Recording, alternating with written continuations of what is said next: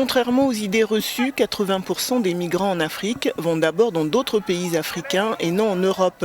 C'est ce qu'a tenu à souligner la nouvelle chef de l'Agence de l'ONU pour les migrations. Une vérité souvent occultée alors que l'attention se focalise sur la situation en Méditerranée. Alors que l'Europe fait face à une crise migratoire, Amy Pope a également rappelé les bienfaits économiques de la migration.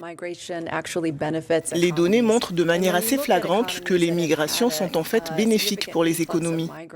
Lorsque l'on observe les économies qui ont connu un afflux important de migrants au fil des ans et que l'on regarde leurs performances futures, on constate que les gens ont tendance à mieux s'en sortir grâce à la migration.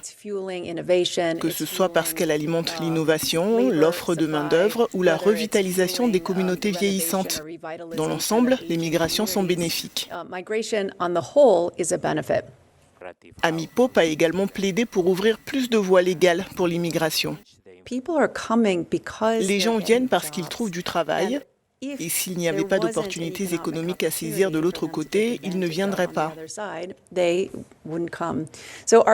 Notre objectif devrait donc être de construire plus de filières régulières et réalistes pour les personnes qui savent qu'il existe des possibilités d'emploi, qu'elles soient très qualifiées ou pas. C'est là notre meilleure chance et c'est là que le leadership de l'Union européenne est particulièrement nécessaire. Nous avons vu des développements très importants dans ce domaine.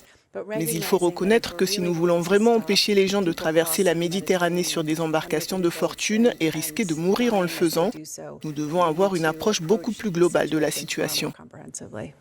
Pour son premier voyage officiel, Amy Pope se rendra au Kenya, à Djibouti et en Éthiopie, où se trouve le siège de l'Union africaine, avec pour objectif de discuter de la circulation des personnes.